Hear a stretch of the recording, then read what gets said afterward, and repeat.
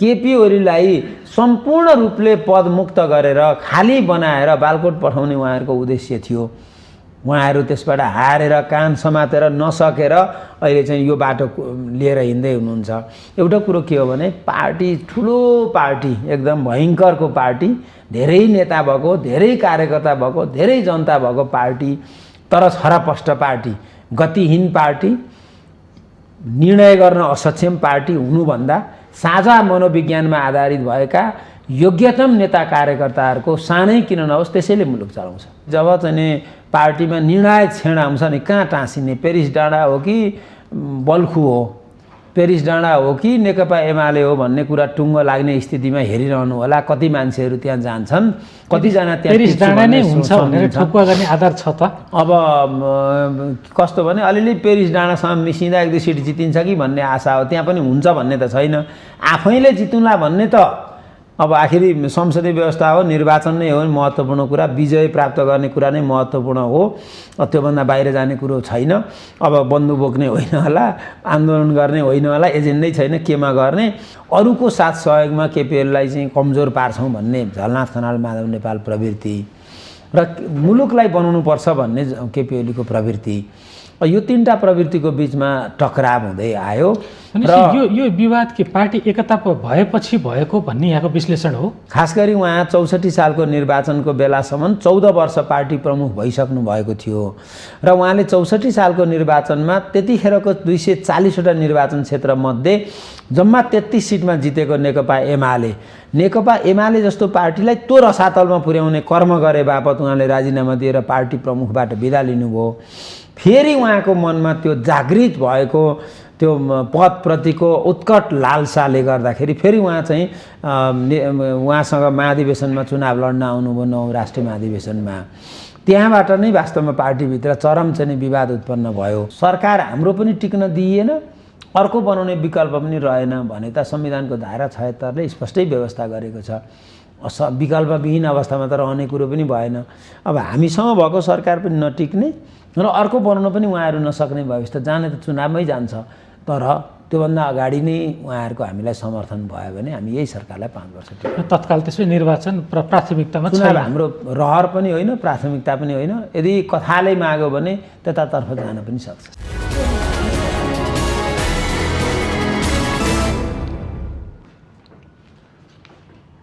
नमस्कार दर्शकबिन, स्वागत छ कार्यक्रम आजको सन्दर्भमा। म प्रताप दुलाल। दर्शकबिन, यति बेला सत्तारूढ दल नेकपा एमालेको विवाद कम हुने छाटकाट देखिएको छैन। विशेष गरी पार्टीमा चलिरहेको स्पष्टीकरण र कारबाहीको श्रृङ्खला र त्यसको प्रतिक्रिया स्वरूप समानान्तर कमिटी गठन लगायतका यावत विषयले नेकपा एमालेको सङ्कट अझै बढिरहेको देखिन्छ। आज हामी यिनै विषयमा कुराकानी गर्छौँ र यी विषयमा कुराकानी गर्नका लागि हामीसँग हुनुहुन्छ नेकपा एमाले संसदीय दलका मुख्य सचेतक विशाल भट्टराई। आउनुहोस्, उहाँलाई स्वागत गरौँ। यहाँलाई स्वागत छ कार्यक्रममा। धन्यवाद। नेकपा एमाले भित्रको विवाद यति बेला बढी नै रहेको छ। कारबाहीको श्रृङ्खला, समानान्तर कमिटी गठन, यी क्रमहरू कम हुने छाटकाट देखिएको छैन। कता जाँदैछ नेकपा एमाले? हामीले 2074 सालमा गठबन्धन निर्माण गरेर 74 को निर्वाचन फेस गऱ्यौँ। निर्वाचनको बेला हामीले बहुमत वा स्थायित्व, स्थिरता, विकासको पक्षमा मत माग्यौँ र तदनुरूप जनताले हामीलाई मतदान पनि गर्नुभयो। तर जब हामीले निर्वाचनमा फागुन 3 गतेको दिन केपी शर्मा ओलीको नेतृत्वको सरकार गठन गऱ्यौँ। सरकार गठनसँगै कतिपय शक्तिहरू यो सरकारलाई जसरी पनि असफल पार्नुपर्छ भनेर लागे। अरू लाग्नु त स्वाभाविक थियो, आफ्नै पार्टीभित्रका कतिपय मान्छेहरूलाई पनि त्यो समस्या देखा पर्यो। त्यसपछि त्यो तिक्तता बढ्दै बढ्दै बढ्दै बढ्दै गइरहेको थियो। खास गरी केपी ओलीलाई पार्टी एकता गर्दैखेरि कतिपय नेताहरूको एउटा पङ्क्तिले चाहिँ केपी ओली पछि नेतृत्व हात पार्न सक्छु भन्ने एउटा कुत्सित मनसाय राख्नुभएको रहेछ। केपी ओलीलाई एउटै मनसाय थियो कि मुलुकमा सधैँभरि हामीले अल्पकालीन सरकारहरू बनायौँ, तर फुल फ्लेजको 5 वर्षे सरकार बनाऊँ र मुलुकमा विकास र समृद्धिको यात्रा अघि बढाउँ भन्ने थियो। त्यसमा तुषारापात गर्ने काम चाहिँ पार्टीभित्रकै एउटा ठुलो पङ्क्तिले गर्यो, जसका कारणले मुलुकमा के परिस्थिति उत्पन्न भयो त भन्दाखेरि हामीलाई आम जनताले दिएको जनादेशलाई नै झन्नै खण्डित हुने गरी, त्यसको अपमानै हुने गरी कतिपय मान्छेहरू विग्रहमा लाग्नुभयो र पार्टी एकता गर्दाका बखतमा 3टा मनोविज्ञानहरू देखा परे। एउटा केपी ओलीको पश्चात चाहिँ सत्ता कब्जा गर्छु, पार्टी एमाले कब्जा गर्छु र त्यसपछि मुलुकको सत्ता कब्जा गर्छु भन्ने प्रचण्ड प्रवृत्ति। अर्को एमालेमा बसेर हामीले केपी ओलीलाई चाहिँ प्रतिस्पर्धा गर्न सकेनौँ, कुनै पनि हिसाबले सकिएन, त्यसकारणले पार्टी एकता पश्चात अरूको साथ सहयोगमा केपी ओलीलाई चाहिँ कमजोर पार्छौँ भन्ने झलनाथ खनाल माधव नेपाल प्रवृत्ति र मुलुकलाई बनाउनुपर्छ भन्ने केपी ओलीको प्रवृत्ति, यो 3टा प्रवृत्तिको बिचमा टकराव हुँदै आयो र यो विवाद के पार्टी एकता भएपछि भएको भन्ने यहाँको विश्लेषण हो। अब मूलतः के हो भने 9 राष्ट्रिय महाधिवेशनमा माधव नेपालले केपी ओलीका विरुद्ध अध्यक्षमा उम्मेदवारी दिनुभयो। खास गरी उहाँ 64 सालको निर्वाचनको बेलासम्म 14 वर्ष पार्टी प्रमुख भइसक्नु भएको थियो र उहाँले 64 सालको निर्वाचनमा त्यतिखेरको 240वटा निर्वाचन क्षेत्रमध्ये जम्मा 33 सिटमा जितेको नेकपा एमाले जस्तो पार्टीलाई त्यो रसातलमा पुर्याउने कर्म गरे बापत उहाँले राजीनामा दिएर पार्टी प्रमुखबाट बिदा लिनुभयो। फेरि उहाँको मनमा त्यो जागृत भएको त्यो पदप्रतिको उत्कट लालसाले गर्दाखेरि फेरि उहाँ चाहिँ उहाँसँग महाधिवेशनमा चुनाव लड्न आउनुभयो 9 राष्ट्रिय महाधिवेशनमा। त्यहाँबाट नै वास्तवमा पार्टीभित्र चरम चाहिँ विवाद उत्पन्न भयो। अनि साबिक एमाले भित्रको यो शक्ति सन्तुलन र पार्टीभित्रको आन्तरिक द्वन्द्वमा खेल्ने काम चाहिँ प्रचण्डले गरे र केपी ओलीलाई म चाहिँ कर्नरमा पार्छु भन्ने दुष्प्रयास गरे। अब प्रचण्डलाई के लागेको हुनसक्छ भने जसरी बाबुरामलाई गलत्याएँ, जसरी चाहिँ वैद्यलाई गलत्याएँ, जसरी चाहिँ विप्लवलाई गलत्याएँ, गोपाल खम्बुलाई गलत्याएँ, सिपी गजुरेलाई गलत्याएँ, अब म केपी ओलीलाई पनि सजिलै गलत्याउँछु भन्ने उहाँलाई लागेको थियो होला। तर एउटा बहादुर मान्छे फेला परेपछि आखिर उहाँ आफै गलतिएर हिँड्नु पर्यो र अब अहिले पछाडि आउँदाखेरि चाहिँ हाम्रो पार्टी साबिक एमाले भित्रका कतिपय नेताहरू अब 10 पल्ट माधव नेपालको चाहिँ मिटिङ भएछ यो फागुनको 23 भन्दा यता प्रचण्डसँग। एउटा जिम्मेवार नेताले अर्को एमालेलाई समाप्त गर्न खोज्ने पार्टीको नेतासँग 10 पल्ट वार्ता गरेको छ। यो कुनै मिथ्याङ्क होइन, यो कहाँ बैठक बसियो र के गरियो भन्नेसम्म कुरा बाहिर आइसकेको छ, तथ्याङ्क सहित आएको छ। त्यसको भएको हुनाले चाहिँ अर्को कुनै पार्टीको नेतासँग 10 पल्ट बैठक हुन्छन् र पार्टीलाई जानकारी हुँदैनन् भनेपछि फेरि लगेर आफ्नो एउटा झुन्डलाई पेरिस डाँडामा मिसाउने प्रयास हो। मिसाउने प्रयास बुझेका धेरैहरू सही बाटोमा फर्किँदै हुनुहुन्छ। प्रयास मात्र हो कि यहाँहरू पनि त्यही चाहिराख्नु भएको छ, किनभने फागुन 23मा सर्वोच्चको निर्णय आइसकेपछि फागुन 28मा एउटा बैठक बस्यो जसले चाहिँ उहाँहरूलाई थप असन्तुष्ट बनाइदियो। उहाँहरू त्यसपछि चोइटिएर जाने अवस्था भयो र छुट्टा छुट्टै भेटघाट बढाउने, समानान्तर कमिटी गठन गर्ने, आफ्नै किसिमको राष्ट्रिय भेला गर्ने किसिमले जानुभयो भनेपछि यहाँहरू पनि अलि सन्तुष्ट भएको हो कि उहाँहरू त्यसरी बाहिरिँदाखेरि? बिल्कुलै होइन। हामी के चाहिँ हो भने 28 गतेको बैठकमा उहाँहरू आउनु भएन। त्यसपछिका संसदीय दलका बैठकहरू चाहे त्यो चैत्र 5 गतेको कुरो गरौँ वा चैत्र 7 गतेको कुरो गरौँ, ती दुईटै बैठकमा उहाँहरू उपस्थित हुन सक्नु भएन। किन आउनु भएन थाहा छैन, मै हुँ खबर गर्ने। संसदीय दलको मुख्य सचेतकको हिसाबले गरेका थियौँ, उहाँहरूलाई थाहा थियो बैठकको, तर सार्वजनिक रूपमा भनिएको थियो बैठक हो भनेर। कुनै चाहिँ लुकाएर गरेको बैठक हो र यत्रो एमालेको बैठक दुनियाँलाई थाहा हुँदैन, सारा मिडियाले लेखेका छन्। उहाँहरूलाई के भने बालुवाटार जानै नहुने रे। त्यही माधव नेपाल प्रधानमन्त्री भएर बस्दाखेरि दिनै पछि बालुवाटारमा बोलाउन मिल्ने। फेरि त्यो निजी निवास होइन नि, केपी शर्मा ओलीको सम्माननीय प्रधानमन्त्रीको सरकारी निवास हो बालुवाटार। त्यो कुनै कार्की ब्याङ्केट पनि होइन, त्यो चाहिँ मण्डला पनि होइन नि त, सरकारी निवास, प्रधानमन्त्रीको निवासमा जान हुँदैन पार्टीका नेताहरू। यस्तो कहाँ भनेको छ यस्तो कुरा हो? यो प्रकारको अड्डी कसेर बस्ने कुराले अहिले उहाँहरू यो ठाउँमा पुग्दै हुनुहुन्छ। हाम्रो कामना छ पार्टी एक ठाउँ होस्, नेताहरू कोही बाहिरिनु नपरोस्, हाम्रो त्यो कामना छ। अब कुरो के हो भने कोही बस्नै सक्दैन, बस्दिनँ, म यहाँ टिक्नै सक्दिनँ, म उहीँ नै जान्छु, पेरिस डाँडै मेरो लागि प्रिय छ भन्छ भने पनि हामी के गर्न सक्छौँ र? स्पष्टीकरण सोध्ने, कडा रूपमा होइन, एउटा बैठकमा नआएको आफ्नो किसिमले अगाडि बढ्यो भन्ने, कारबाही गर्ने, निलम्बन गर्ने, अनि पार्टीमा बसोस् भन्ने चाहेको भन्दा अलिकति मिल्यो त यहाँले भनेको कुरा? अब स्पष्टीकरण के हो भने सबभन्दा नरम हो त्यो। हरकत हेर्ने हो भने स्पष्टीकरण होइन, त्योभन्दा धेरै कडा कारबाही हुने हो। गतिविधि हेर्ने हो भने, किनभने एकछिनलाई फागुन 23 भन्दा अगाडिको बिर्सिदिउँ, तर उहाँहरूले एउटा कहिल्यै हाम्रो समाजले नबिर्सिने तथ्य के हो भने सक्नु भएको भए, ल्याकत पुगेको भए, क्षमता भएको भए केपी ओलीलाई सम्पूर्ण रूपले पदमुक्त गरेर खाली बनाएर बालकोट पठाउने उहाँहरूको उद्देश्य थियो। उहाँहरू त्यसबाट हारेर कान समातेर नसकेर अहिले चाहिँ यो बाटो लिएर हिँड्दै हुनुहुन्छ।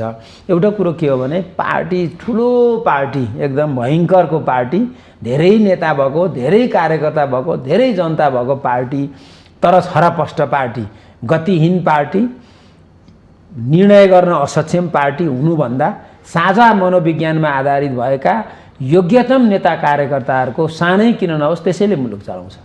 अनि तपाईँहरूको अहिलेको उद्देश्य, अहिलेको काम, अहिलेको अबको दिशा त्यही हो। त्यसभए हाम्रो दिशा के हो भने एउटा सबल नेकपा एमाले निर्माण गर्ने। अदालतले हुन त एक किसिमले पहिल्यै व्यवहारिक रूपमा उहाँहरूले पार्टी फुटाइसक्नु भएको थियो प्रचण्डहरूले।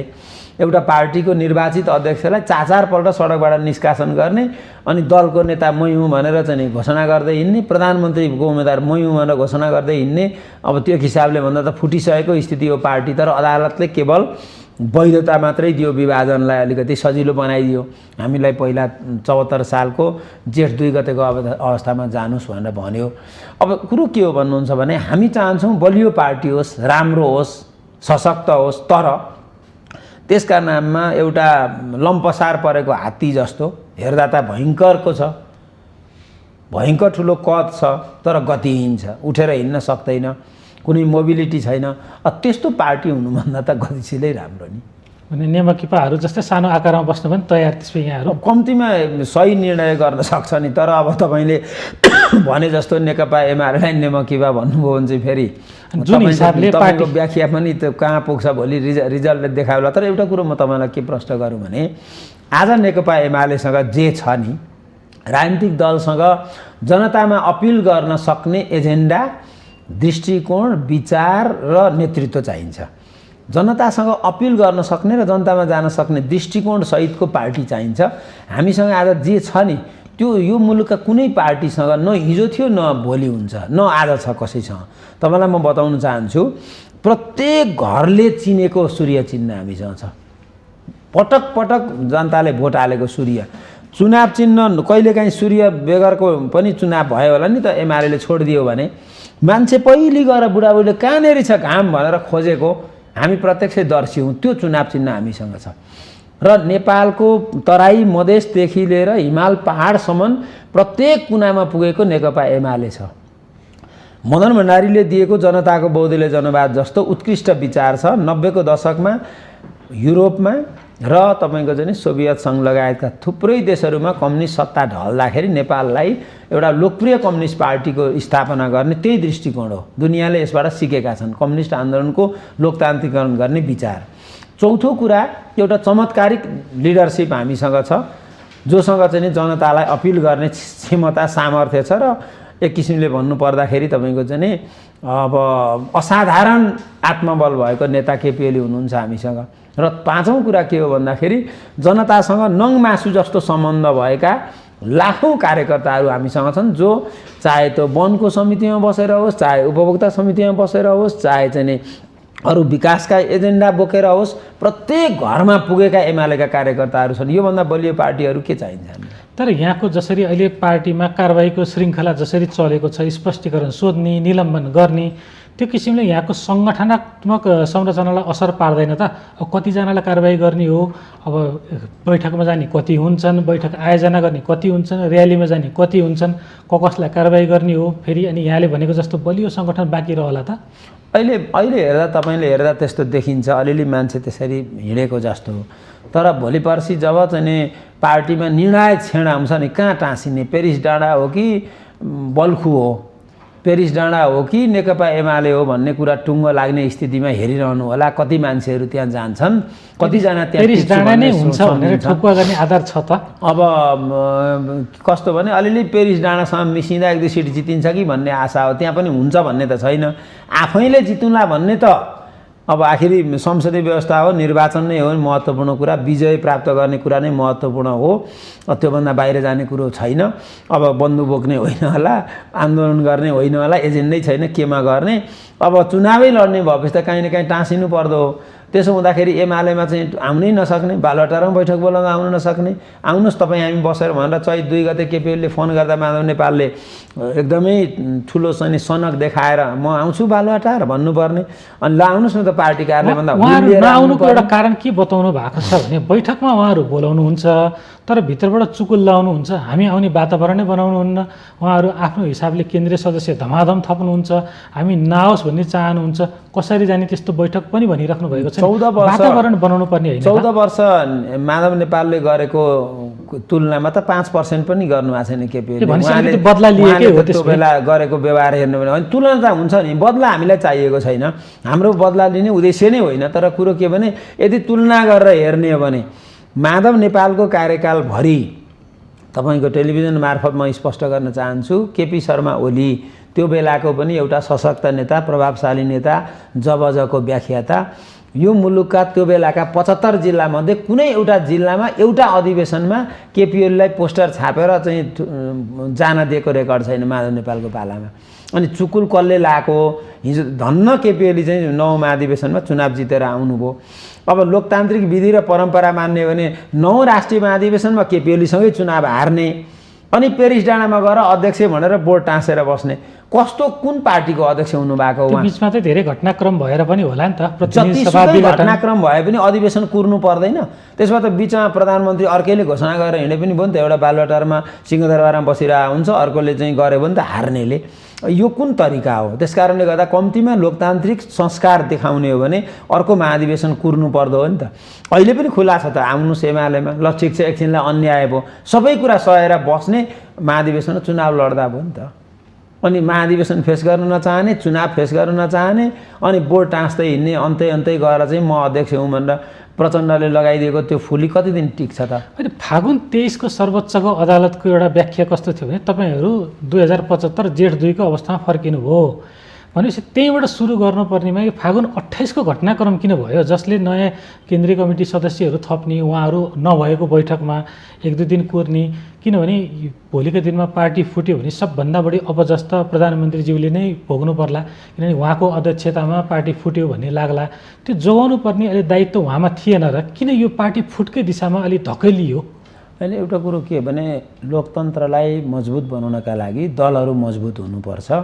लोकतन्त्रलाई बलियो बनाउनलाई दलहरू बलियो हुनुपर्ने पूर्व शर्त नै हो। त्यसो भएर नै हामीले पार्टी एकता पनि सम्पन्न गरेका थियौँ, तर प्रचण्ड प्रवृत्तिका कारणले त्यो हामीले टिकाउन सकेनौँ। त्यो एउटा इतिहास भयो र हाम्रो लागि एउटा पाठ पनि भयो र फेरि भविष्यमा त्यस्तो कहिल्यै नहोस् भन्ने कुरामा हामी एका राख्छौँ नै। तर कुरो कति हो भन्नुहुन्छ भने माधव नेपालहरूले जुन खालको प्रवृत्ति अहिले देखाउँदै हुनुहुन्छ, एउटा चाहिँ ठुलो पङ्क्ति एमालेको तयार गर्ने, त्यो पङ्क्तिलाई भ्रममा राख्दै लिएर जाने र लास्टमा चाहिँ तपाईँको चाहिँ पेरिस डाँडातिर बुझाउने जुन प्रयास गर्दै हुनुहुन्छ, बुझाउन खोजेका दिन तपाईँले हेर्नु होला त्यहाँ कत्रो पहिरो जान्छ भन्ने कुरा। अहिले पनि थुप्रै सांसदहरू चाहिँ नै हामी त विभाजनको पक्षमा छैनौँ भनिरहनु भएको छ। भोलि पर्सि हुने बैठकहरूमा फेरि थपिँदै जानुहुन्छ, हरेक बैठकमा थपिँदै हुनुहुन्छ। को जाला त्यो अँध्यारो गर्ततर्फ? मलाई लाग्छ त्यो बिल्कुलै चाहिँ विश्वासिलो स्थिति छैन। अब एउटा कुरो के हो भने सक्नुभएको भए उहाँहरू यो पार्टी कब्जा गर्नका लागि केपीओली भन्दा पछाडि आफै हुने गरी केपीओलीलाई डोमिनेट गरी आउन खोज्ने प्रयास पहिलो यो हो। नसकेपछिको त्यतातर्फको यात्रा हो। तर त्यसमा भोलि हेर्नुहोला तपाईँले 90% मान्छेहरू अहिले देखिएका मान्छेहरू त्यो चिजसँग सन्तुष्ट हुँदैनन् र फेरि फर्किने ठाउँ यही हो। उहाँहरूले बनाएको पार्टी नेकपा एमाले जस्तो पार्टी, अघि मैले भनिहालेँ, आगामी चुनाव हामीले गरेका कामहरूको एजेन्डाकै कारणले पनि हामी बहुमतका साथ एमालेको सरकार बनाउन सक्छौँ। किन चाहिँ आत्तिनुपर्ने कुरा छ र? तर कुरो के हो भने अल्मलिएका कतिपय साथीहरू यो कम्युनिस्ट आन्दोलनको विभाजनले धेरै मान्छेहरूको क्षय भएको छ। धेरै मान्छेहरू मुलुक चलाउन सक्ने क्षमता भएका मान्छेहरू त्यत्तिकै कोपभाजनको शिकार हुनुभएको इतिहास छ। यस्तै खालको एउटा चाहिँ अर्को एउटा जाल माधव नेपालले रत्दै हुनुहुन्छ। सायद समयक्रममा धेरै नेता कार्यकर्ताहरूले यो बुझ्नुहुन्छ। यहाँहरू अघिल्लो चुनावमा जाँदाखेरि हामी एउटा एकीकृत कम्युनिस्ट पार्टी बनाउँदैछौँ हामी बलियो सत्ता बनाउँछौँ, तपाईँहरूलाई हामी विकास दिन्छौँ, समृद्धि दिन्छौँ, ठुलो पार्टी भएपछि हामीलाई कसैले हटाउन सक्दैनौँ, हामी मिलेर जान्छौँ भनेर जनतामा एउटा प्रण गर्नुभयो यहाँहरूले र त्यस जनताले यहाँहरूलाई बलियो जनमत पनि दिए। यति बेला यहाँहरू के भन्दै हुनुहुन्छ भने प्रचण्डहरू आफ्नो बाटो लागे, माधव नेपालजीहरू आफ्नो बाटो लाग्छन्, हामी फेरि चुनावमा जित्छौँ, फेरि त्यही अवस्थामा आउँछौँ भन्नुभएको छ। पत्याउँछन् त जनताले यहाँको अब भनाइ? नपत्याउनेहरूलाई त्यो बेलासम्म प्रतीक्षा गर्न मात्रै आग्रह गर्छु म। अब अहिले त मैले के भन्न सक्छु र, तर कुरो कति हो भने मलाई प्रधानमन्त्रीले अस्ति के भन्नुभयो भने म खोटाङ जाँदै थिएँ, हलेसीमा एउटा कार्यक्रम थियो, हलेसीमा बिदा मैले हलेसी जानका लागि बिदा माग्दा उहाँले भन्नुभयो अब 2 वर्ष हामी सरकार चलाउँछौँ। इतिहासमा 5 वर्षको निर्वाचित प्रधानमन्त्री अहिलेसम्म कोही भएनन्, अनिर्वाचित प्रधानमन्त्रीहरू धेरै वर्ष चलाए, निर्वाचित प्रधानमन्त्रीले 5 वर्ष काम गरेको रेकर्ड छैन, त्यो हामी देखाउँछौँ। र यो बिचमा गरेका कामहरू र त्यसपछिको 5 वर्षका लागि हामीले जारी गर्ने घोषणापत्र, त्यो घोषणापत्र पढेर हाम्रा एजेन्डा सुनेर मान्छे घरमा बसेको मान्छे पनि बुरुक्क उफ्रेर आएर चाहिँ सूर्य चिन्हमा भोट हाल्छ, किनभने यस्तो राम्रो कार्यक्रम छ हामीले दिनुपर्छ भन्छ। यसै त केपी ओली प्रतिको असाधारण आकर्षण छ मुलुकमा। जतिसुकै मान्छेहरूले विरोध गरे पनि विरोध पनि छ, कतिपय मान्छेहरू असाध्यै उफ्रेर विरोध पनि गर्छन् होला, तर कुरो के हो भने काम कसले गर्यो भन्ने महत्त्वपूर्ण कुरा रहेछ। हेर्नुहोस्, अब काम नदेख्नेहरू पनि छन्, नदेख्न पनि पाइन्छ, अनदेखा गर्न पनि पाइन्छ, तर जनताले जसले समस्यामा सरकार पुगेको देख्छ उसले अनुभूति गर्छ। हामी सामाजिक सुरक्षा भत्ता अब आउँदो वर्ष बढाउँछौँ, फेरि अर्को वर्ष बढाउँछौँ, चुनावको बेला हामीले बोलेको कुरा पुर्याएर छोड्छौँ। त्यसपछि तपाईँको चाहिँ हामीले जे सपनाहरू जनताको बिचमा राखेका थियौँ विकास र समृद्धिका, अधिकांश सपनाहरू पुरा भएका छन्। त्यति मात्रै होइन, काठमाडौँमा 28 वर्षपछि मेलम्चीको पानी आयो, सुनधारा धरहरा चाहिँ नि तपाईँको निर्माणको अन्तिम चरणमा छ र उद्घाटनको चरणमा छ, अन्तर्राष्ट्रिय 2टा विमानस्थलहरू अन्तिम चरणमा छन्, अरू थुप्रै कामहरू, थुप्रै सडकहरू चाहिँ चौडा भएका छन्, गाउँ गाउँमा सडक निर्माणको इतिहासमा कहाँ भएको होला। 396वटा आधारभूत तहका अस्पताल एकै दिन शिलान्यास भएको, त्यो पनि हावामा होइन, बजेट दिएर डिजाइन दिएर जग्गा उपलब्ध भएर पछि शिलान्यास गरेको। हाम्रो जिल्लामा पनि हामीले चाहिँ 3 ठाउँमा म आफै पनि उपस्थित भएर शिलान्यास गरेँ। भनेपछि कहाँनेरि भएको होला? शिलान्यासमा त अहिलेको सरकारले त कीर्तिमान नै कायम गरेको छ, त्यति धेरै शिलान्यास। यो तपाईँको साह्रो ठुलो भ्रम हो। यो तपाईँ मेलम्चीलाई शिलान्यास भन्नुहुन्छ, धरहरालाई शिलान्यास भन्नुहुन्छ, लुम्बिनी अन्तर्राष्ट्रिय विमानस्थललाई शिलान्यास भन्नुहुन्छ, तामाकोसी शिलान्यास नगरेको भए अहिले हुन्थ्यो। तामाकोसी शिलान्यास गरेरै 456 मेगावाट उत्पादनको चरणमा र सेन्ट्रल ग्रिडमा आउँदैछ। अनि शिलान्यास नगरी के एकैचोटि बनाएर देखाइदिनु पर्ने हो सुरुकै दिनमा? त्यस्तो कुनै चमत्कार गर्ने सूत्र छ भने मलाई सिकाइदिनुहोस् न। शिलान्यास भनेको प्रारम्भ हो। प्रारम्भ भनेको चाहिँ नि सबै तयारी भएपछि प्रत्येक स्थानीय तहमा 18 करोड, 14 करोड र 10 करोडका दरले अस्पताल बनाउन पैसा गएको छ। त्यो के हो त? बनाउनुहोस् तपाईँहरू भनेर सरकारले पठाएको छ। तपाईँले चाहिँ नि तपाईँहरूले मिडियाका मान्छेहरूले पनि सत्य तथ्यमा आधारित कुरा गर्नुपर्छ। यो मुलुकमा सुत्केरी हुन नसकेका महिलाहरू यो मुलुकका जुनसुकै कुनामा किन नहुन्, त्यहाँको डाक्टरले यहाँ उपचार सम्भव छैन भन्ने बित्तिकै राष्ट्रपति महिला उत्थान कार्यक्रमबाट हेलिकप्टर तत्क्षण गरेर लिएर आउँछ। मेरो जिल्लामा 12 जना महिलाहरूलाई उद्धार गरेर 12 का बच्चा समेत गरेर 24 जनाको ज्यान बचायो। कहिल्यै तपाईँहरूले यो प्रसारण गर्नुभयो? अनि तपाईँ उडाउनुहुन्छ शिलान्यास गरेर कीर्तिमान कायम गरेर। यो भ्रम हो, त्यो फिर्ता लिनुहोस्। तपाईँ ठुलो भ्रम तपाईँ छर्दै हुनुहुन्छ। यति राम्रो मिडियामा बसेर यस्तो कुरा गर्नु हुँदैन।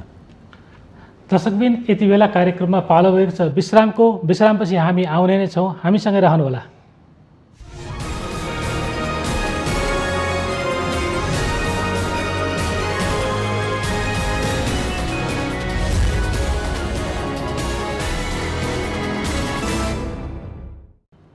दर्शकबिन, पुनः स्वागत छ कार्यक्रममा। यति बेला हामी नेकपा एमालेको आन्तरिक विवाद र सरकारको आगामी कदम र सरकारको भविष्यबारे पनि छलफल गरिरहेका छौँ र यी विषयमा छलफल गर्नका लागि यति बेला हाम्रो स्टुडियोमा हुनुहुन्छ नेकपा एमाले संसदीय दलका मुख्य सचेतक विशाल भट्टराई। यहाँले सरकार 5 वर्ष जान्छ भनेर एउटा रोचक प्रसङ्ग पनि उठाइहाल्नुभयो। कसरी जान्छ सरकार 5 वर्ष? यहाँहरूको विरुद्ध त ठुलो गठबन्धन बन्दैछ त। केपी ओलीलाई सक्नु भएको भए प्रचण्डलाई, माधव नेपाललाई 1 मिनेट पनि राख्न मन छैन। एकै मिनेट पनि सेकेन्ड पनि कुर्ने उहाँहरूको धैर्यता देखिँदैन थियो अगाडिको हतारो हेर्दा। अब फागुन 23 पछि पनि अब महिना दिनभन्दा धेरै बित्न लाग्यो। तर उहाँहरूको अवस्था के देखिँदैछ भन्दाखेरि यो बिचमा आफैले एकै मिनेट राख्न नचाहेको सरकारको समर्थन फिर्ता लिन पनि आँट गर्नुहुन्न। समर्थन फिर्ता लिदिनुस् न भन्दाखेरि पनि हामीलाई त नेताहरूले सांसदै बोल्नुभयो। त्यो त रणनीतिक चाल होला, किनभने समर्थन फिर्ता लिइसकेपछि त्यही भन्नुपर्छ। किनभने नसक्नेहरूले तपाईँको हुती नहुनेहरूले भन्ने चाहिँ त्यही नै हो, किनभने एकदम ठुलो हाम्रो यसमा योजना छ, रणनीति छ भन्न मिल्छ होइन। तर एउटा कुरो के हो भन्दाखेरि नेकपा एमाले यसको मतलब सरकारमा बसिरहन चाहन्छ, यही समाइरहन खोज्छ होइन। नेकपा एमाले यस्तो पार्टी हो 2048 सालको निर्वाचनपछि सबभन्दा धेरै प्रमुख प्रतिपक्षी दलको कुर्सीमा आसन हुने पार्टी नेकपा एमाले नै हो। यो मुलुकमा एक हिसाब गर्दा हुन्छ। आराम साथ हामी त्यो आसन पनि हामी रचनात्मक विपक्षको भूमिका निर्वाह गर्न समर्थवान छौँ। हामीलाई त्यसमा कुनै आपत्ति छैन। यहाँ त सत्ता टिकाउनलाई यति बेला जसपाको एउटा घटकसँग सम्झौता गर्दै हुन्छ। 5 बुँदे प्रस्ताव उहाँहरूको छ। त्यो माग पुरा गर्नलाई यहाँहरू जेलमा रहेका सांसद छुटाउनेदेखि लिएर संविधान संशोधन जुन हिजो बिल्कुलै यहाँहरू सुन्न पनि नचाहने विषय थियो, त्यो पुरा गर्ने शर्त पुरा गर्छु भन्दै अगाडि बढिराख्नु भएको छ। यहाँले भनेको कुराले मिलेन कि त? प्रधानमन्त्रीले मिडियामा बोल्नुभएको कुरा सुन्नु पनि भयो होला तपाईँले सायद। उहाँले के भन्नुभयो भने सरकारमा बस्नका लागि कसैसँग कुनै पनि प्रकारको अनुचित सम्झौता हाम्रो तर्फबाट हुँदैन र माननीय रेशम चौधरीलाई रिहाई गर्ने सन्दर्भमा म अदालत होइन, म न्यायाधीश होइन, अदालतमा मुद्दा विचाराधीन छ, चल्दैछ, त्यस कारण त्यो बारेमा निर्णय हुँदैन भनेर प्रष्टैसँगले सार्वजनिक सञ्चार माध्यमबाट प्रधानमन्त्री बोल्नु भएको छ। संविधान संशोधनको विषय पनि के हो भने संविधान हाम्रो असंशोधनीय छैन। संविधान हामीले एकदमै ढुङ्गाको अक्षर बनाएको पनि होइन। केही मौलिक आधारभूत विषयवस्तुहरू बाहेक अरू कुरा परिवर्तनशील छन् भनेर हामीले व्यवस्था गरेका छौँ। तर त्यसभित्र पनि के हो भने हामीले अघि सारेका मूलभूत मान्यताहरूबाट नेकपा एमाले संविधान संशोधनका नाममा पछाडि चाहिँ अगाडि बढ्न पनि चाहँदैन र एमालेको हातमा 2/3 पनि छैन। संविधान संशोधन 2/3 बेगर पनि सम्भव छैन। त्यस कारणले अनुचित सम्झौता गरेर 1 मिनेट पनि नेकपा एमाले सरकारमा बस्दैन। यहाँले त्यसो भनिराख्दाखेरि जसपाको एउटा घटक त प्रधानमन्त्रीजी हाम्रो अधिकांश मागमा सकारात्मक भइसक्नु भयो, अब त्यता हामी मिल्नुपर्छ भनेर पार्टी नै फुटाउने स्थितिमा पुगिसक्यो त। अरू माग पनि होलान् अथवा चाहिँ केमिस्ट्री पनि मिल्छ कहिलेकाहीँ। कस्तो हुँदो रहेछ भने जुन शक्ति बलियो छ, जो निर्णायक शक्ति छ, जसले निर्णय गर्न सक्छ, जो बोलेको कुरा पुर्याउँछ, त्यसैसँग सम्झौता गरौँ भन्ने पनि होला। किनभने दिनै पछि कुरा फेर्ने, बिहान दिउँसो बेलुका एउटा कुरा गर्ने र अरूलाई चिप्ल्याउनका लागि जे पनि गर्न तयार हुने, जतिसुकै धोका दिन तयार हुनेहरूसँग मिल्नुभन्दा बरु प्रष्टाप्रष्टि कुरो गर्नेसँग गरौँ न भन्ने पनि होला उहाँहरूलाई। तर यसको मतलब के हो त भने तपाईँले भोलि सुनिहाल्नुहुन्छ, अनुचित सम्झौता गरेर मैले फेरि पनि दोहोऱ्याएर भन्छु, नेकपा एमाले सरकारमा बस्न बिल्कुलै चाहँदैन। हामी विपक्षमा बस्न पनि अभ्यस्त छौँ। 72 सालको तपाईँलाई म सम्झना दिलाउन चाहन्छु। केपी शर्मा ओली नेपालको इतिहासमा पहिलोपल्ट चीनसँग व्यापार र पारमाणु सन्धि गर्न जानुभयो। त्यो गरेर फर्किनुभयो। फर्किना साथ यहाँ अविश्वासको प्रस्ताव ल्याउनुभयो प्रचण्डले र त्यो गठबन्धनले केपी शर्मा ओलीलाई प्रधानमन्त्रीबाट बिदा गर्यो। हामी अल्पमतमा पर्यौँ। अब त्यो अल्पमतमा पर्ने बित्तिकै केपी ओली बालकोट जानुभयो। यति सशक्त रूपमा हाम्रो पुनरागमन भयो सरकारमा, हामी बाहिरै बस्यौँ नि त। सबै रूपले उहाँहरूले लखेटेको हो नि। हाम्रा नियुक्तिहरू सबै बदर भए, हामीले थालेका कामहरू समाप्त। रानी पोखरीमा प्रधानमन्त्रीलाई ढुङ्गो राखेर हिँड्नुभएको शिलान्यास जस्ताको तस्तै थियो। फेरि आउँदा धरहरा बनाउने कुरा जस्ताको तस्तै थियो। के गर्नुभयो उहाँहरूले त बिचमा बसेर भन्दाखेरि 64 जनाको मन्त्रीमण्डल बनाउने बाहेक अरू केही पनि भएनन्। बिना विभागीय मात्रै 20 जना थिए। त्यस्तामा पनि बसिराखे। ती बस्नेहरूदेखि पनि आश्चर्य लाग्छ। अनि त्यही सरकार हुँदा हामीले चाहिँ चुनाव जितेको होइन र बाहिर बसेर एमाले त्यत्रो 121 सिट त अहिले पनि हामीसँग छ। 121 भनेको जम्मा जम्मी 17 सिट हामीलाई चाहिँ नै नपुगेको स्थिति हो सरकार बनाउन। त्यो अवस्थामा एमाले पुग्यो। अब बाहिर बस्दा हामी चुनाव हार्छौँ भन्ने कुरा हो र? कस्तो काम गर्ने क्षमता छ उहाँहरूले? माओवादीसँगको चुनावी तालमेल थियो होला। यहाँ तालमेल नभएको भए त्योभन्दा बढी सिट आउँछ। किनभने 12 लाख भोट त हाम्रो बदर भयो। 12 लाख भोट बदर उहाँहरूकै कारणले। किनभने प्रत्यक्षमा कुनमा भोट हाल्नुपर्ने समानुपातमा कता भन्ने कुरा त्यो गजाङगुजुङ भएर 12 लाख भोट बदर भएर चाहिँ नि त्यत्रो हाम्रो सिधासिधी बहुमत आउँथ्यो। हामी त उहाँहरूसँग मिलेर हामीलाई ठुलो घाटा भएछ, तर हामीले मूल्याङ्कन गर्न जानिएन। र स्पष्ट के हो भने अघि पनि मैले भने साझा मनोविज्ञान भएका व्यक्तिहरूको एउटा साझा पार्टी त्यो चिजले मात्रै गति लिन सक्छ। त्यसकारण त्यस्तो पार्टी अब हामीसँग छ, हामी आराम साथ चाहिँ बहुमत ल्याएर फेरि सरकारमा आउँछौँ। अनि अहिले पछिल्लो समय सत्ता समीकरणको लागि काङ्ग्रेस, माओवादी, जसपाहरूको जुन खालको दौडधुप छ, यहाँहरू त्यसपछि उहाँहरूले हटाउन सक्नुहुन्छ भन्ने यहाँलाई कति पनि लागेको छैन त्यसमा? अब लागेको छैन। बाहिर अभिव्यक्तिहरू तपाईँले पनि सुन्नु भएको छ र मैले अघि भनिहालेँ, हामी दुइटैमा हामी मानसिक रूपले तयार छौँ। हुँदा सरकारमा बसेर राम्रो जनता काम गर्छौँ होइन, अब हुँदै भएन छ भनेदेखि हामी बाहिर पनि बस्नु तयारै छौँ। यहाँलाई केही फरक पर्दैन? केही फरक पर्दैन, हामीलाई त्यसले कुनै असर पर्दैन। तर अहिले यहाँहरू सत्तामा हुँदा जस्तै यहाँले अघि पनि भन्नुभयो, सत्तामा हुनेसँग अलिकति अरू पनि नरम भएर आउँछन्, पेल्दैनन् होइन, मिल्न आउँछन् भन्नुभयो। बाहिर गइसकेपछि त गाह्रो होला नि त फेरि, अहिलेको जस्तो दम्ब देखाउन पाइँदैन होला नि फेरि। बाहिर बस्दाखेरि एउटा के हुन्छ भने सत्तामा गतिलो शक्ति आयो, राम्रो आयो, हामीलाई विकल्प दिने जस्तो आयो भने कहिलेकाहीँ घाटा पनि होला। तर हामीले नदेखेका शक्तिहरू त छैनन्। पटक पटक सरकारमा बसेका मान्छेहरू छन्। कोही नेता यस्ता छन् जसले परिवारभन्दा बाहिर कोही देख्दैनन्, कोही त्यस्ता मान्छेहरू छन्। कोही तपाईँको चाहिँ एउटा सानो नियुक्तिमा ब्रिफकेस बोकेर मान्छे आयो, कसले धेरै लिएर आयो भनेर हेर्छन्।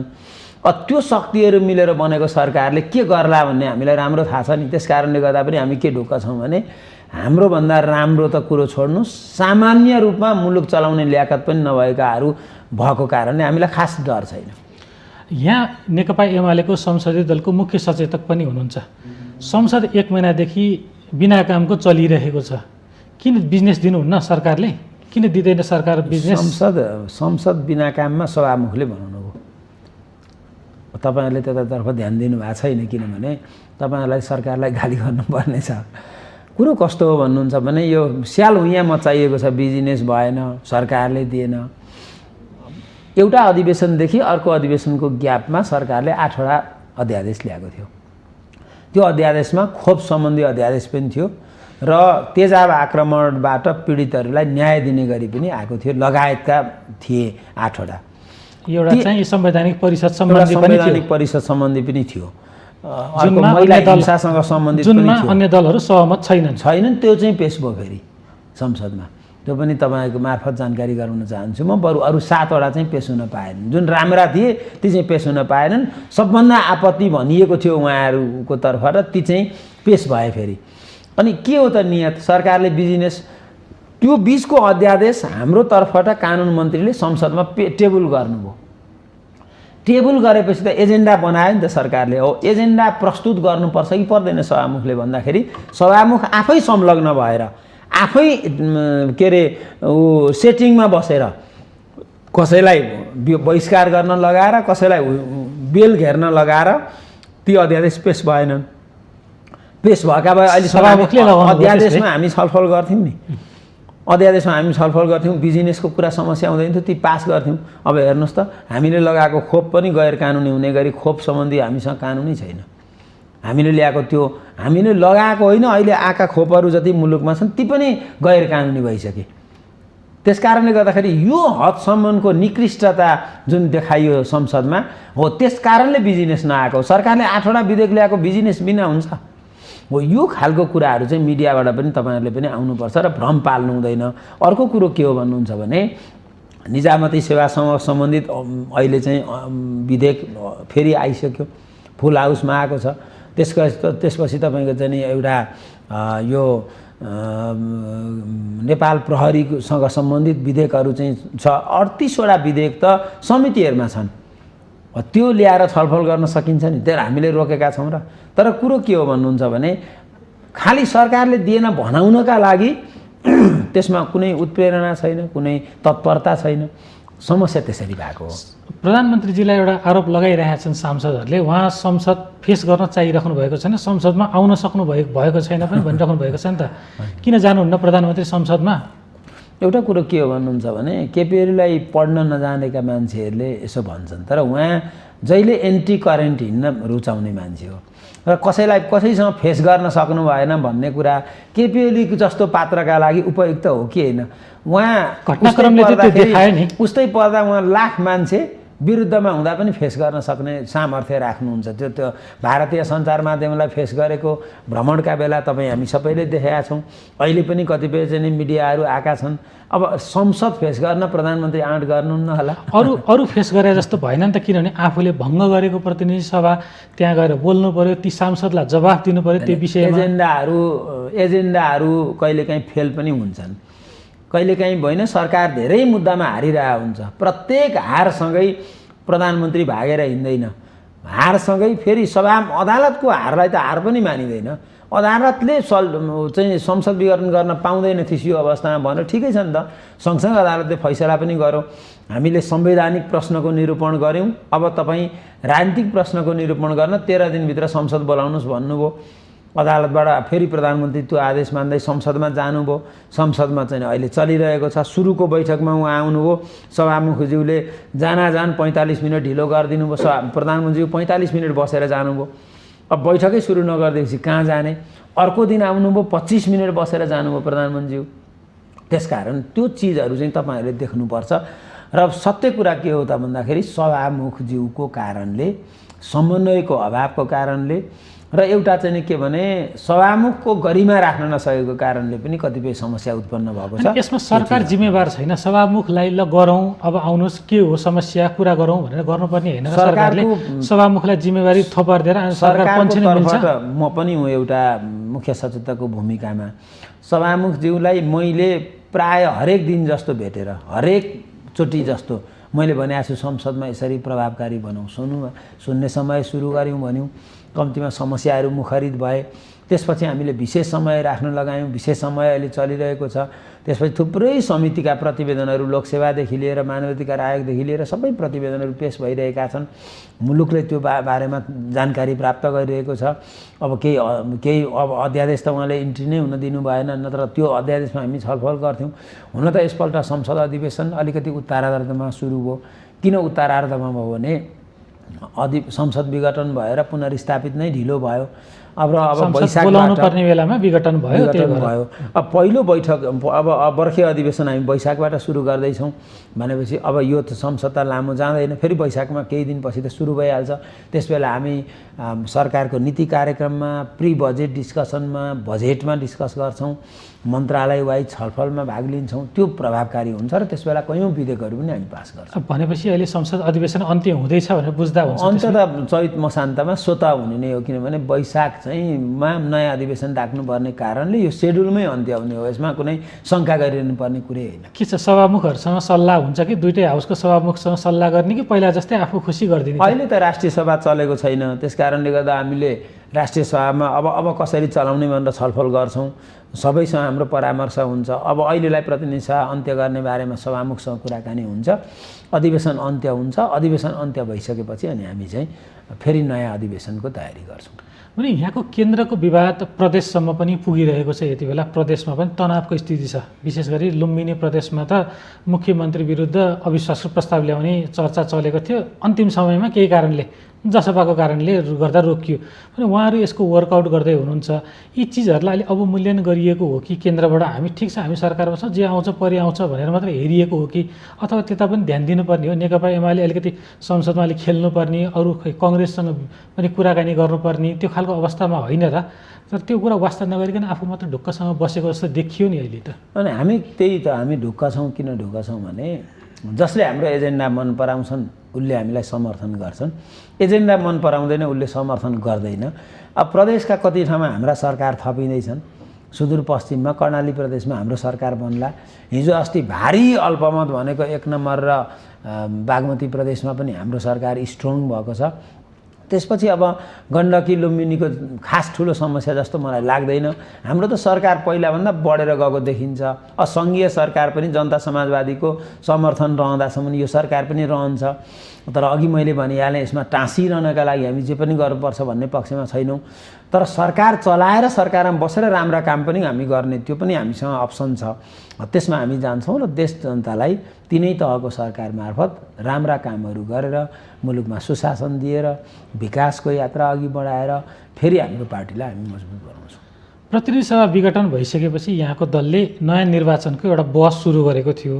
अहिले पुनर्स्थापना भएपछि फेरि त्यो कुरा त सेलाउँदै गयो त, नयाँ निर्वाचनमा लाग्ने होइन र अब, किनभने प्रधानमन्त्रीज्यूले के भनिराख्नु भएको छ भने यो संसद चाहिँ अब काम नलाग्ने भयो, उहाँले बारम्बार भन्नुभएको हो।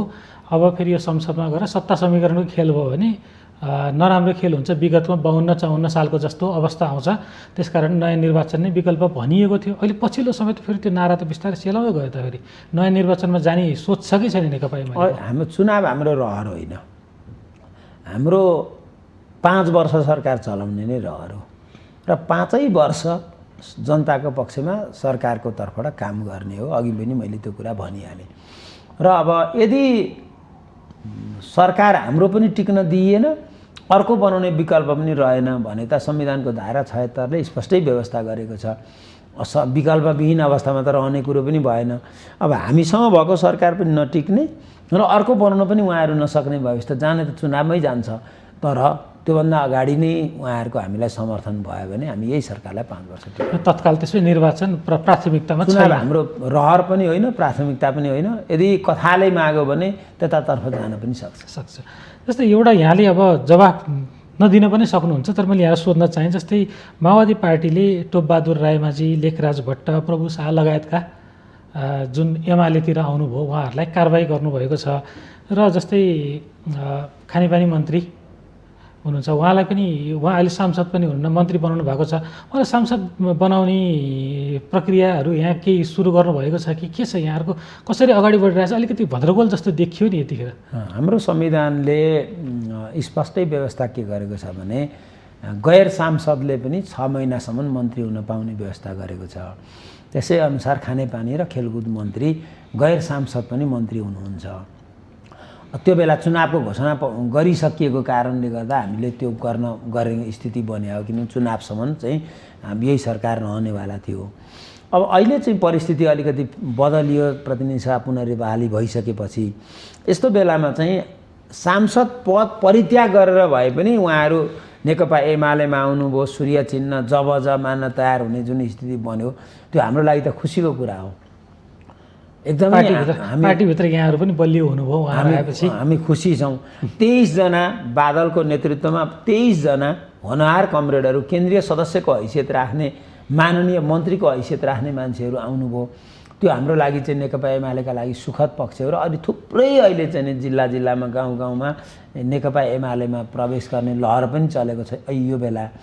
त्यसकारण के भने उहाँहरू त बादल, टोपबहादुर रायमाझी, लेखराज भट्ट र गौरीशङ्कर चौधरी त आफू निर्वाचित भएको त्यो सांसद त्यागेर पनि एमालेमा बस्न तयार हुनुभयो, केपी ओलीसँग बस्न तयार हुनुभयो। त्यो ठुलो त्याग हो नि त। अब माओवादी केन्द्रले यहाँले सकारात्मक रूपमा हेर्नुभयो त्यसलाई त्याग, तर आफ्नो नेतालाई धोका दिने मान्छेले भोलि केपी ओलीलाई धोका दिनुहुन्न भन्ने के आधार भयो त? आफ्नो नेता हो, तर आफ्नो नेता जसले अर्कालाई गलत्याएर खाल्लामा हाल्ने बाहेक अरू केही गर्दैन भनेपछि त्यो असुरक्षित ठाउँमा मान्छे किन बस्छ र? बरु सांसद त्याग्छु तर म सुरक्षित ठाउँमा बस्छु, सांसद त्याग्छु तर असल पार्टीमा लाग्छु, सांसद त्याग्छु देश र जनताको लागि लाग्ने पार्टीमा लाग्छु, घरका परिवारका वरिपरिका मान्छेलाई मात्रै पोस्ने राजनीतिमा म किन लाग्छु भनेर लामो अनुभवले उहाँहरूलाई यो निष्कर्षमा पुर्याएको हो। मलाई त लाग्छ यसबाट धेरै मान्छेहरूले पाठ सिक्छन् र त्यहाँ बसेका मान्छेहरू धमाधम चाहिँ नै फिर्ता भएर आउनुहुन्छ। ल यहाँ मेरो अन्तिम प्रश्न अब के छ, सरकार कसरी अगाडि बढ्छ त? अब यो अहिले जारी अवस्थामा, किनभने अलिकति गतिरोधको अवस्था त छ, यहाँले स्वीकार्नुहुन्छ होला त्यो विषय। केही समस्याहरू छन्, किन सरकार परिवर्तनका चर्चा पनि चलिरहेको छ, त्यही भएर सरकार पनि अलिकति विगतमा जस्तो एक्टिभ नभएको हो कि जस्तो पनि छ। हुन त यहाँले शिलान्यासको विषयमा आपत्ति जनाउनु भयो, सरकार त शिलान्यास गरेर व्यस्त भएको छ भनेर पनि आरोप लागिरहेको छ। अबको दिनमा कसरी अगाडि बढ्छ सरकार? विकास देख्नै नचाहने कतिपय मान्छेहरूलाई त्यो टाउको दुख्छ। तपाईँलाई एउटा म रोचक कुरा बताउँछु। संसदमा एक दिन एकजना मै हुँ भन्ने सांसदले के भनेर भाषण गर्नु भने प्रधानमन्त्रीले नेपालीहरूको इम्युनिटी पावर स्ट्रङ छ, जसले गर्दाखेरि चाहिँ नेपालमा अरू देशको तुलनामा कोभिडको सङ्क्रमण कम छ र भएकाहरू पनि निको भएका छन् भन्नुभयो। तथ्याङ्कले पनि के देखाउँछ भने नेपालमा निको हुनेहरूको सङ्ख्या अलि धेरै रिकभर हुनेको सङ्ख्या चाहिँ त्यो पर्सेन्ट चाहिँ धेरै नै छ। मृत्यु दर अरूको तुलनामा साह्रै कम छ। प्रधानमन्त्रीले त्यही कुरो भन्दा यो कसले भनेको भनेर एकजनाले सोध्नुभयो होइन। अब तपाईँ हामीलाई थाहा छ त्यही भाषणमा उहाँले के भन्नुभएको थियो एक दिन संसदमा भने, प्रधानमन्त्रीज्यू अब यो देशमा लास गर्ने फुर्सद हुँदैन, लास गर्न पाइँदैन, भ्याइँदैन, त्यति धेरै मान्छे मर्छन् भनेर भन्नुभयो। अनि मान्छे मरेनन् धेरै, हाम्रो देशमा 3000 मान्छे मरे, त्यो पनि अरू बिरामीहरू धेरै मरेको हो। खास कोभिडको कारणले साह्रै सानो सङ्ख्यामा मान्छेहरू मरे। उनीहरूलाई के पिर परिरहेछ भने धेरै मान्छे मरिदिएका भए मैले भनेको पुष्टि हुन्थ्यो, सरकार खतमै रहेछ भन्ने हुन्थ्यो भन्ने भयो। हामीले कोभिड यति व्यवस्थापन गऱ्यौँ, दुनियाँमा PCR टेस्ट यति ठुलो सङ्ख्यामा निःशुल्क हाम्रो जस्तो गरिब देशले गर्ने कुरा वास्तवमा यो चाहिँ एउटा चमत्कारै हो। अर्को कोभिडको त खोपको कुरा गर्नुहुन्छ भने अरू थुप्रै देशले अहिले मयौँ भनेका सम्पन्न देशहरूले पनि खोप लगाउन सकेका छैन। हामीले ल्याएर 20औं लाख नागरिकलाई खोप लगाउने तयारी हामीले गरिरहेका छौँ र अब बाँकीलाई पनि लगाउने हाम्रो तयारी भइरहेको छ। नेपालले यो जुन व्यवस्थापन गर्यो नि, यो व्यवस्थापन देख्दाखेरि केही बोल्ने ठाउँ नपाएर मान्छेहरू चाहिँ तपाईँको त्यो हिसाबले कुराकानी गर्छन्। त्यसकारण सरकारको के हो भने जनताको जीवधनको रक्षा गर्ने। अब हिजो अस्ति मधेसलाई अर्कै देश हो, नेपाल बहुराष्ट्रिय राज्य हो, मधेस अर्कै देश हो भनेर घोषणा गर्नेहरू मधेस होइन नेपाल अखण्ड राज्य हो भनेर स्वीकार गरेर आउनुभयो। हिंसा बन्दुक बोकेर चाहिँ तपाईँको टावरहरू डराउँदै हिँड्ने र चन्दा माग्दै हिँड्ने, हिंसाको माध्यमबाट परिवर्तन गर्न खोज्नेहरू हिंसा अस्वीकार गरेर शान्तिमा आउनुभयो। अनि यो केही पनि नदेख्ने, खालि तपाईँको के भने गाली गर्न मात्रै पल्केका मान्छेहरूलाई चुनावको परिणामले देखाउँछ। हस्, यहाँको महत्त्वपूर्ण समय र संवादको लागि धेरै धन्यवाद। हस्, धन्यवाद। दर्शकबिन, आजको श्रृङ्खलामा हामीले नेकपा एमालेको आन्तरिक राजनीति, सरकारको सम्भावना, नयाँ सत्ता समीकरणको सम्भावना, सरकार कसरी अगाडि बढ्छ लगायतका यावत विषयमा कुराकानी गऱ्यौँ र यी विषयमा कुराकानी गर्नका लागि हामीसँग स्टुडियोमा हुनुहुन्थ्यो नेकपा एमाले संसदीय दलका मुख्य सचेतक विशाल भट्टराई। आजको श्रृङ्खलामा यति नै। सत्य, तथ्य र निष्पक्ष समाचारको लागि हेर्दै रहनुहोला माउन्टेन टेलिभिजन। नमस्कार।